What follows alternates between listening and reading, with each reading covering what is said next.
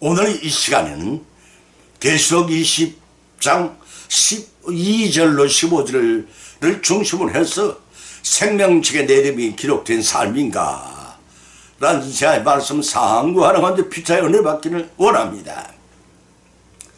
구약시대에서는 하나님의 택하심을 받은 선민의 이름이 적힌 명부였으나 신약시대에 와서는 영생을 누릴 구원받은 의인들의 이름과 행실이 기록된 책이 곧 생명책입니다. 인생은 신자이든 불신자이든 육신이 죽으면 시신은 땅으로 돌아가지만 불멸의 영혼 부활이 있습니다. 불멸의 영혼 부활이 있습니다. 신자는 영생의 부활로, 불신자는 심판의 부활로 최후의 심판대 앞에 설 것입니다. 그때 첫째 부활 곧 영혼 부활이라고 하고 주님 재림시에 육체의 부활 곧 두 번째의 부활이 있을 것이라 성경은 가르치고 있습니다. 따라서 본문의 말씀은 하나님의 부르심을 받은 사람들이 죽은 이후의 심판의 기준이 되는 책입니다. 바로 이때에 이 책을 근거로 삼고 각 사람의 영혼이 첫째 부활 곧 영혼 부활하는 자들이 명단이 유무에 따라서 영생을 누릴 자와 영부를 받을 자의 판단이 되는 책이기도 합니다. 성경에서는 관련된 세 가지 말씀을 발췌 본문으로 삼았습니다.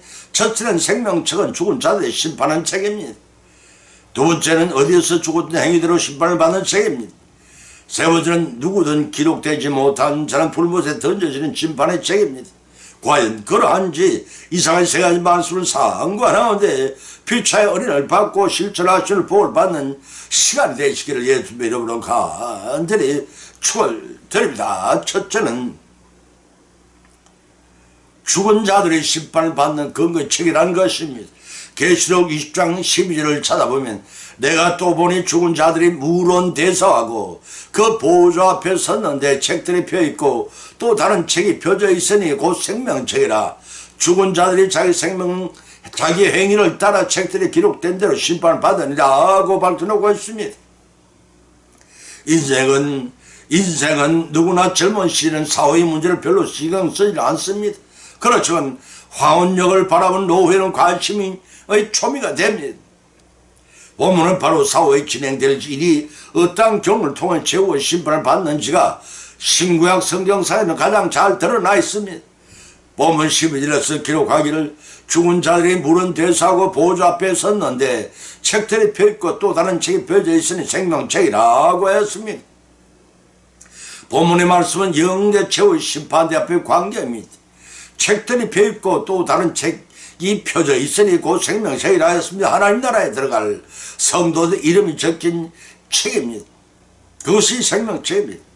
계시록 3장 5절과 13장 8절 17장 8절에 참조하시기 바랍니다. 이 책에는 천국에 들어갈 성도들에게 세상에서의 일평생의 행실이 낱낱이 기록한 상을 받을 근거가 기록된 책이요 불신자들에게 영원히 지옥에 들어갈 악행이 낱낱이 기록된 책입니다. 그래서 본절에서는 죽은 자들이 자기 행위를 따라 책들에 기록된 대로 심판을 받으리라고 밝혀놓고 있습니다. 여기서 주의할 것은 행위로 구원을 받는 것이 아니라 믿음으로 구원을 받지만 행함이 없는 죽음은 믿음은 죽은 믿음이라 그런 차원에서 이해해야 한다는 것입니다. 그런 맥락에서 생명책은 천국에 들어갈 구원받은 성도들이 사망의 심판을 면제받고 선행을 따라 장급을 받지만 불신자는 영벌의 지옥행을 심판받는 그가 되는 책이라고도 할 수가 있습니다. 평소에 의심과 불만이 많았던 존이 전도사의 전도로 하나님이 계신 것을 겨우 믿게 되었습니다. 그런데 어느 날 전도사가 장차 세상 끝날에 올 터이니 그때에는 하나님께서 각 사람이 행한 행위대로 심판하시다 말하는 것입니다. 이 말을 들은 존은 깜짝 놀라 항의를 했습니다.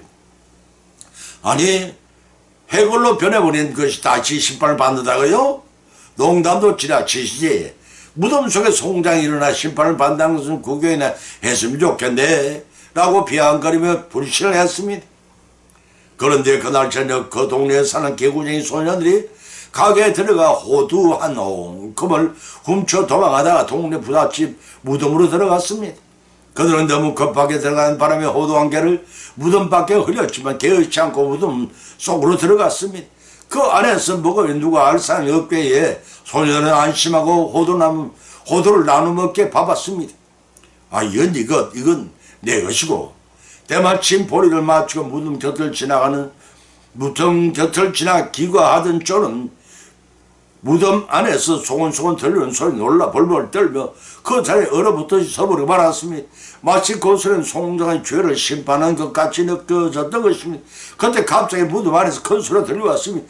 저 문 밖에 또 하나 있다.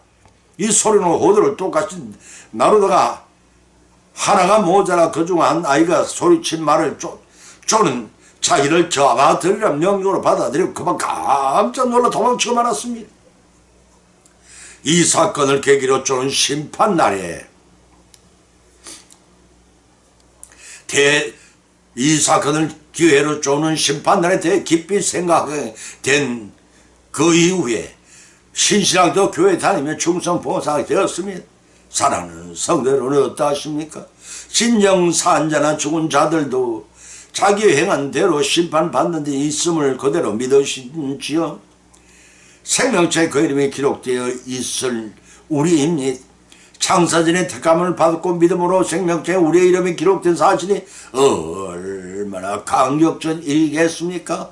그런데 선한 행위와 악한 행위를 모두 담고 있는 행위의 책에 과연 나의 행실은 어떻게 기록되어 있는가 여러분 생각해 보시겠습니까? 오늘날을 살아간 나의 행실은 상급받기에 합당한 삶이라는 생각하시는지요? 계시록 5장 3장 5절에서 예수님 친히 말씀하시기를 이기는 자와 같이 흰옷을 입을 것이요 내 그 이름을 생명에 반드시 버리지 아니하리고 그 이름을 내 아버지 앞과 천사 앞에서 시인하리라 하고 하신 바 계십니다. 이와 같이 생명천 인간의 행위가 온전히 드러난 책이요 동시에 의로운 보응이 다루는 근거를 제공하는 책이요 죽은 자들이 행한 대로 심판을 받는 책이라는 사실을 아시기 바랍니다. 두 번째는 어디서 죽었던 행위대로 심판을 받는 책이라는 것입니다. 계시록 20장 13절을 찾아보면 기록하기를 바다가 그 가운데 죽은 자들을 내어주고 또 사망과 엄부도 그 가운데서 죽은 자들을 내어주매 각 사람 자기 행위대로 심판을 받고 오라고 했습니다. 본절에서의 바다는 세상 바다를 지칭합니다. 때문에 죄악 세상의 바다에 빠져 죽은 자들이든 산에 죽은 자들이든 장소에 관계없이 모든 죽은 자들이 다 심판받도록 내어준다는 의미입니다. 이미 사망하였거나 엄부에 들어가 있던 자들 예외가 없다는 의미이기도 합니다. 또 사망과 엄부란 무엇을 가리키는가? 엄부는 헬라어로 하데스, 히브리어로 세올이라고 합니다. 이 용어가 구약에서는 단순히 무덤을 의미하거나 선한 사람, 악한 사람이 구별이 없이 죽은 사람 영혼이 가는 곳이야. 그 열왕기상 2장 2절과 9절, 욥기서 3장 13절, 30장 23절, 10편 89편 48절, 이사야서 14장 9절, 에스겔서 30장 28절에 기록되었으면 참조하시기 바랍니다. 그것이 히브리 사람들이 엄부에 대한 개념이었습니다. 그러나 이러한 구약의 엄부 개념은 점차 발전한 신약에 이르러서는 이미 죽은 사람들 중 불신자의 영혼이 최후 심판을 기다린 중간 젖으로 이해되었습니다. 이에 반대되는 개념으로 나아가고 있습니다. 이곳은 죽은 성도의 영이 가서 일시적으로 거하게 되는 사후의 중간 젖으로 이해가 됩니다. 예수님께서 골고다 언덕에 십자가를 당하실 때 일입니다. 우편의 강도가 회개하고 구원을 요청했을 때 누가복음 23장 44절에 예수님께서 친히 말씀하시기를 내가 진실로 네게 이르노니 오늘 네가 나와 함께 낙원에 있으리라 하신 말씀 통해서 알 수 있습니다. 다음 본문이 말하는 사망입니다. 이는 육체적인 죽음을 당하여 엄부에 있던 자가 최후의 심판을 통해 영원히 죽게 되는 둘째의 사망을 의미합니다. 요한복음 6장 14절의 말씀입니다.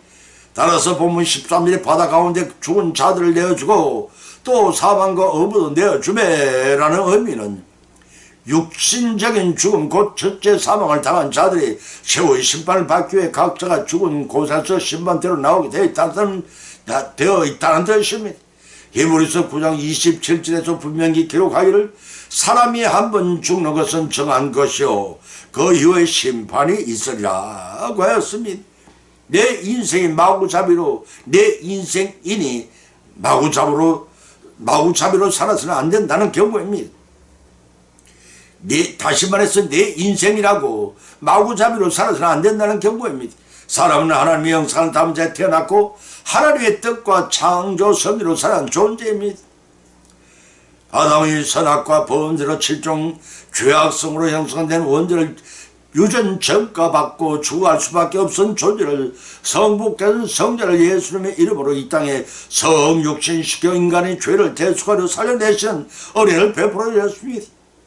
그뿐 아니라 주님을 믿음으로 사망과 업무의 열쇠를 가지신 예수 그리스도께서 우리를 사망의 권세에서 해방시키고 지옥의 형벌도 받지 않게 하셨습니다. 동시에 그 권세를 영생과 하늘나라를 요구로 받게 하셨습니다.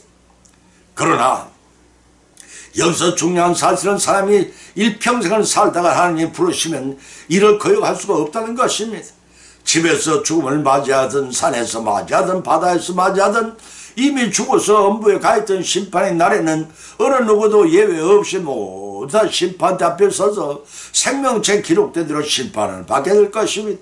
불신자는 지옥에서 영원한 불을 받는 심판을 받게 될 것이고 생명체 이름이 기록된 성도는 영생의 천국에 들어가 영원한 복락을 누리게 될 것입니다.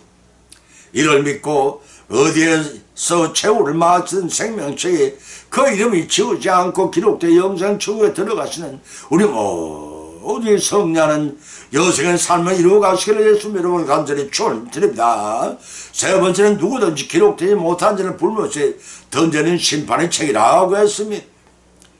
계시록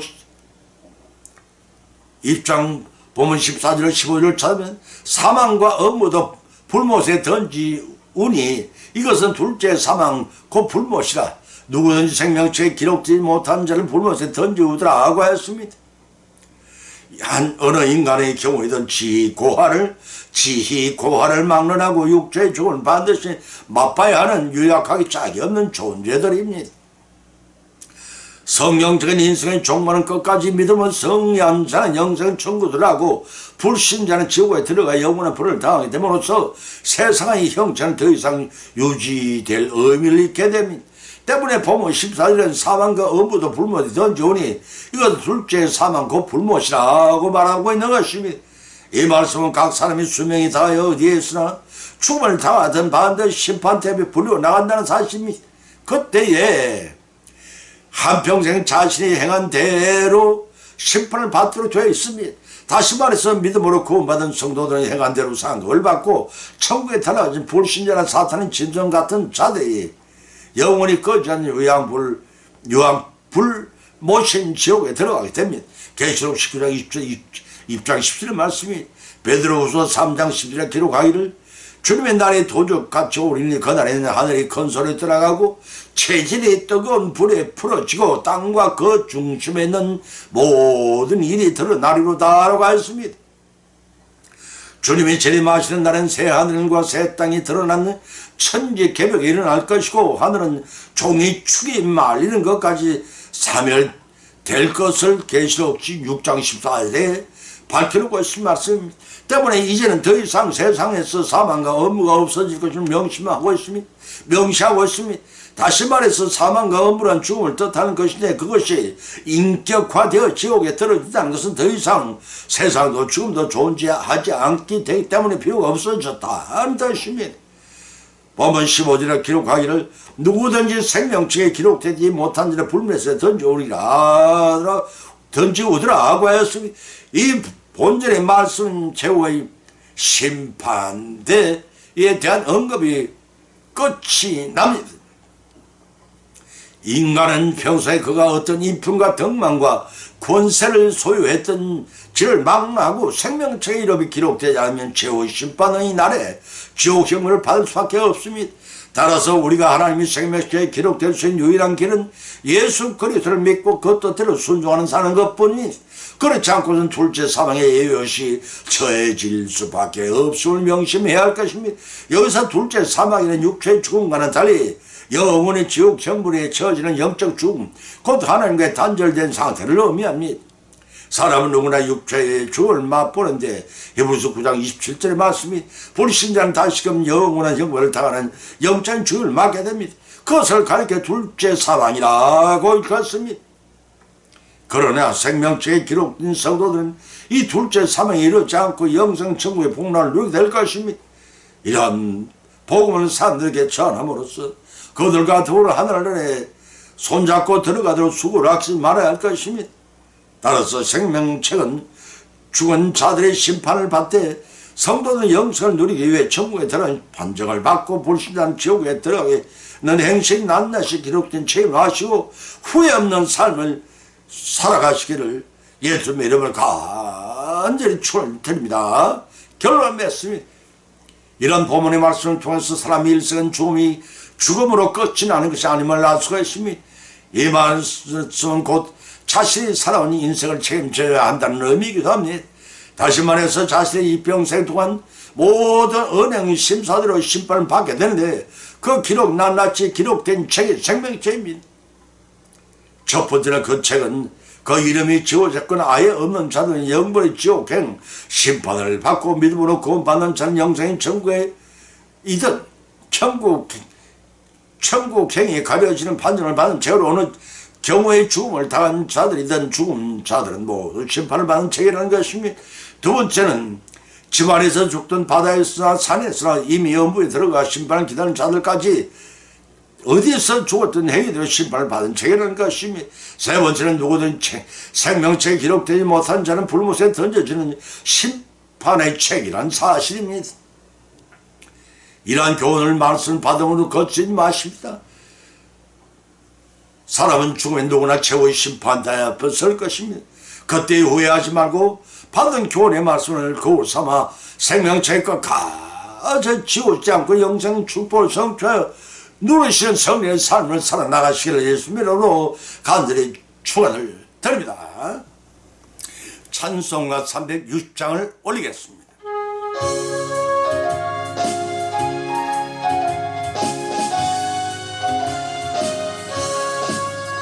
행군아 발소리에 주님 호령 나서네 십자가의 궁기를 높이 들고 나가세 선한 싸움 다 싸우고 의의 멸류관 받았으리라 선한 싸움 다 싸우고 의의 멸류관 예루살렘 성에서 멸류관 받으리 저 요단 강 건너 우리 싸움 마치는 날 의의 멸류관 예루살렘 성에서 악한 마귀 권세를 모두 깨쳐버리고 승리하신 주님과 성전가를 부르세 선한 싸움 다 싸우고 의의 멸류관 받았으랴 선한 싸움 다 싸우고 의의 멸류관 예루살렘 성에서 멸류관 받으리 저 요단 강 건너 우리 싸움 마치는 날 의의 멸류관 예루살렘 성에서